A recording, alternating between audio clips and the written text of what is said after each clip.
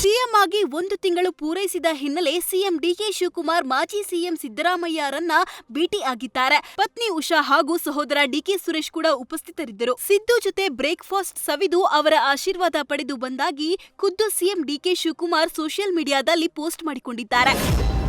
ಬೆಂಗಳೂರಿನ baby day ಕೇರ್ನಲ್ಲಿ ಪುಟಾಣಿ ಮಕ್ಕಳ ಮೇಲೆ ದೌರ್ಜನ್ಯ ನಡೆಸಿದ ಪ್ರಕರಣಕ್ಕೆ ಸಂಬಂಧಿಸಿದಂತೆ ಓರ್ವ ಮಹಿಳಾ ಸಿಬ್ಬಂದಿ ವಿಜಯಲಕ್ಷ್ಮಿಯನ್ನ ಎಚ್ಎಎಲ್ ಪೊಲೀಸರು ಅರೆಸ್ಟ್ ಮಾಡಿದ್ದಾರೆ. ಮತ್ತೋರ್ವ ಸಿಬ್ಬಂದಿ ಮಂಜುಳಾರನ್ನ ವಶಕ್ಕೆ ಪಡೆದು ವಿಚಾರಣೆ ಮಾಡ್ತಿದ್ದಾರೆ. ಇಬ್ಬರು ಕೂಡ ಮಕ್ಕಳ ಮೇಲೆ ದೌರ್ಜನ್ಯ ಎಸಗಿದ್ದು, ಈ ಬಗ್ಗೆ ಪೋಷಕರು ಮಕ್ಕಳ ಆಯೋಗಕ್ಕೆ ದೂರು ನೀಡಿದ್ರು.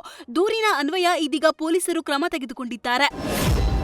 ರೇಣುಕಾಸ್ವಾಮಿ ಕೊಲೆ ಪ್ರಕರಣಕ್ಕೆ ಸಾಕ್ಷಿಗೆ ಬೆದರಿಕೆ ಹಾಕಿದ ಕೇಸ್ಗೆ ಸಂಬಂಧಪಟ್ಟಂತೆ ಕೋರ್ಟ್ ಆದೇಶದಂತೆ ಸಾಕ್ಷಿದಾರರು ವಿಚಾರಣೆಗೆ ಬರುವಂತೆ ಕರೆ ನೀಡಲಾಗಿದೆ. ಕೋರ್ಟ್ನಲ್ಲಿ ಬೆದರಿಕೆ ಹಾಕಿರೋ ಬಗ್ಗೆ ಸಾಕ್ಷಿದಾರ ಸಂದೀಪ್ ಹೇಳಿಕೆ ನೀಡಿದ್ದ ಬಳಿಕ ಈ ಬಗ್ಗೆ ದೂರು ದಾಖಲಿಸುವಂತೆ ಕೋರ್ಟ್ ಆದೇಶ ನೀಡಿತ್ತು. ಕೋರ್ಟ್ ಆದೇಶದಂತೆ ಬೆಂಗಳೂರಿನ ಕಾಮಾಕ್ಷಿಪಾಳ್ಯ ಪೊಲೀಸ್ ಠಾಣೆಯಲ್ಲಿ ದೂರು ದಾಖಲಿಸಿದ್ದು, ವಿಚಾರಣೆಗೆ ಬರುವಂತೆ ಸಂದೀಪ್ಗೆ ಸೂಚನೆ ನೀಡಲಾಗಿದೆ. ಎಸ್ಐಆರ್ ಪ್ರಕ್ರಿಯೆಯಲ್ಲಿ ಬಿಎಲ್ಒಗಳು ಮನೆಗಳಿಗೆ ಭೇಟಿ ನೀಡದೆ ಕಚೇರಿಗಳಿಂದಲೇ ಫಾರ್ಮ್ಗಳನ್ನು ವಿತರಿಸುತ್ತಿದ್ದಾರೆ ಎಂಬ ದೂರು ಬಂದ ಹಿನ್ನೆಲೆ ಎಲ್ಲಾ ಚುನಾವಣಾ ಅಧಿಕಾರಿಗಳಿಗೆ ಮುಖ್ಯ ಚುನಾವಣಾ ಅಧಿಕಾರಿ ಅನ್ಬುಕುಮಾರ್ ಖಡಕ್ ಸೂಚನೆ ನೀಡಿದ್ದಾರೆ. ಚುನಾವಣಾ ಆಯೋಗದ ಮಾರ್ಗಸೂಚಿಗಳ ಪ್ರಕಾರ ಎನ್ಯೂಮರೇಷನ್ ಫಾರ್ಮ್ಗಳನ್ನು ವಿತರಿಸಬೇಕು. ಮನೆ ಮನೆಗೆ ಭೇಟಿ ನೀಡಿ ಎಸ್ಐಆರ್ ಪ್ರಕ್ರಿಯೆ ನಡೆಸಬೇಕು.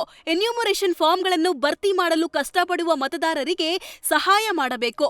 ಅಗತ್ಯ ಸಹಾಯಕ್ಕಾಗಿ ಮತದಾರರ ಸೌಲಭ್ಯ ಕೇಂದ್ರಗಳಿಗೆ ಭೇಟಿ ನೀಡುವ ಆಯ್ಕೆಯ ಬಗ್ಗೆ ಪ್ರಚಾರ ಮಾಡಬೇಕು ಅಂತ ಖಡಕ್ ಸೂಚನೆ ನೀಡಿದ್ದಾರೆ.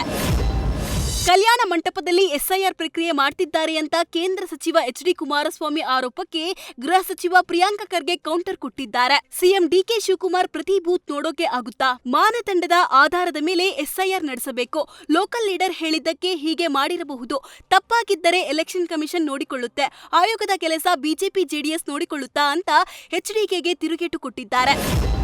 ಕಾಮಗಾರಿಗಳ ಬಗ್ಗೆ ನಿರ್ಲಕ್ಷ್ಯ ತೋರಿದ್ದಕ್ಕೆ ಕೋಲಾರದ ಶ್ರೀನಿವಾಸಪುರ ಪುರಸಭೆ ಎದುರು ಅಧಿಕಾರಿಗಳು ಹಾಗೂ ಶಾಸಕರ ವಿರುದ್ಧ ಸ್ಥಳೀಯರು ಪ್ರತಿಭಟನೆ ಮಾಡಿದ್ದಾರೆ. ಹಿಂದಿನ ಶಾಸಕ ಮಾಜಿ ಸ್ಪೀಕರ್ ರಮೇಶ್ ಕುಮಾರ್ ಮಾಡಿದ್ದ ಪಟ್ಟಣ ಅಭಿವೃದ್ಧಿ ಕ್ರಿಯಾ ಯೋಜನೆ ಬಗ್ಗೆ ನಿರ್ಲಕ್ಷ್ಯ ವಹಿಸಲಾಗಿದೆ. ರಮೇಶ್ ಪಟ್ಟಣ ಅಭಿವೃದ್ಧಿಗಾಗಿ ಸರ್ಕಾರದಿಂದ ಅನುದಾನಗಳನ್ನು ತಂದಿದ್ದರು. ಆ ಅನುದಾನವನ್ನು ಈಗ ಬೇರೆ ಕಾಮಗಾರಿಗಳಿಗೆ ಬಳಸುವುದಕ್ಕೆ ತೀರ್ಮಾನಿಸಿದ್ದಾರೆ.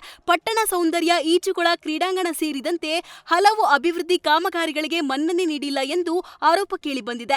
ಹೀಗಾಗಿ ರಮೇಶ್ ಅಭಿಮಾನಿಗಳು ಪ್ರತಿಭಟನೆ ನಡೆಸಿದ್ದಾರೆ.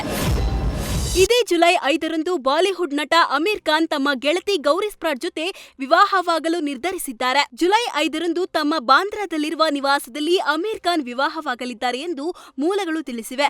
ಉದ್ದೇಶಪೂರ್ವಕವಾಗಿ ಅತಿಥಿಗಳ ಪಟ್ಟಿಯನ್ನು 150ಕ್ಕೆ ಸೀಮಿತಗೊಳಿಸಲಾಗಿದ್ದು, ಅಮೀರ್ ಹತ್ತಿರದ ಕುಟುಂಬಸ್ಥರು, ಸ್ನೇಹಿತರು ವಿವಾಹ ಸಮಾರಂಭದಲ್ಲಿ ಭಾಗಿಯಾಗಲಿದ್ದಾರೆ. ಡಾಲಿ ಪಿಕ್ಚರ್ಸ್ ನಿರ್ಮಾಣದ ಮದರ್ ಪ್ರಾಮಿಸ್ ಸಿನಿಮಾದ ಎಲ್ಲಾ ಕಂಟೆಂಟ್ಗಳು ಸೂಪರ್ ಹಿಟ್ ಆಗಿದ್ದು, ಇದೀಗ ಡಾಲಿ ಧನಂಜಯ್ ಸಾಹಿತ್ಯವಿರೋ ಓ ಬೆಳಕೆ ಹಾಡು ಮತ್ತೊಂದು ಮೈಲಿಗಲ್ಲು ಬರೆಯೋ ಸೂಚನೆ ಕೊಟ್ಟಿದೆ. ಸಿದ್ಧಗಂಗಾ ಮಠದಲ್ಲಿ ಚಿತ್ರೀಕರಿಸಿರೋ ಓ ಬೆಳಕೆ ಬಾ ಬೆಳಕೆ ಹಾಡು ಸಿನಿ ಪ್ರೇಕ್ಷಕರ ಮನ ಗೆದ್ದಿದೆ. ಇದೊಂದು ಪ್ರಾರ್ಥನೆಯ ಹಾಡಾಗಿದ್ದು, ಡಾಲಿ ಸಾಹಿತ್ಯ ಜನಮೆಚ್ಚುಗೆಗೆ ಪಾತ್ರವಾಗಿದೆ. ಮದರ್ ಪ್ರಾಮಿಸ್ ಸಿನಿಮಾ ಇದೇ ಜುಲೈ 10ರಂದು ರಾಜ್ಯದಾದ್ಯಂತ ಬಿಡುಗಡೆ ಆಗಲಿದೆ.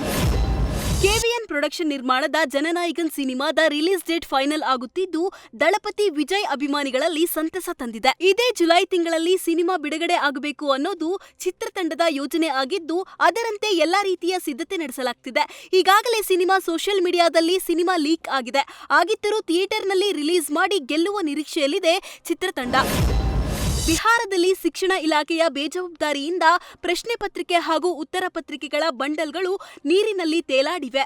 ಬಿಹಾರದ ಬಾಕ್ಸರ್ನ ಡಿಇಒ ಕಚೇರಿ ಆವರಣದಲ್ಲಿ ಕಂಡುಬಂದ ಈ ದೃಶ್ಯ ಪರೀಕ್ಷಾ ಪ್ರಶ್ನೆ ಪತ್ರಿಕೆಗಳ ಸುರಕ್ಷತೆಯನ್ನು ಪ್ರಶ್ನಿಸುವಂತೆ ಮಾಡಿದೆ. ಬಕ್ಸರ್ ಜಿಲ್ಲೆಯಲ್ಲಿ ಸುರಿದ ಮಳೆಗೆ 9, 10 ಮತ್ತು 12ನೇ ತರಗತಿಯ ತ್ರೈಮಾಸಿಕ ಪ್ರಶ್ನೆ ಪತ್ರಿಕೆಗಳ ಬಂಡಲ್ಗಳು ಕೊಚ್ಚಿ ಹೋಗಿವೆ. ಪ್ರಾಥಮಿಕ ಮಾಹಿತಿ ಪ್ರಕಾರ 167 ಶಾಲೆಗಳಿಗೆ ವಿತರಿಸಬೇಕಿದ್ದ ಪ್ರಶ್ನೆ ಪತ್ರಿಕೆಗಳು ನೀರು ಪಾಲಾಗಿವೆ. ಅತ್ಯಂತ ಸೂಕ್ಷ್ಮ ಮತ್ತು ರಹಸ್ಯವಾಗಿ ಇಡಬೇಕಿದ್ದ ಪರೀಕ್ಷಾ ಸಾಮಗ್ರಿಗಳನ್ನು ಶಿಕ್ಷಣ ಇಲಾಖೆ ಇಷ್ಟೊಂದು ಬೇಜವಾಬ್ದಾರಿತನದಿಂದ ಇಟ್ಟಿರುವುದು ಜನರ ಆಕ್ರೋಶಕ್ಕೆ ಕಾರಣವಾಗಿದ್ದು, ಜಿಲ್ಲಾಡಳಿತ ಈ ಬಗ್ಗೆ ಸಮಗ್ರ ತನಿಖೆ ಆದೇಶಿಸಿದೆ.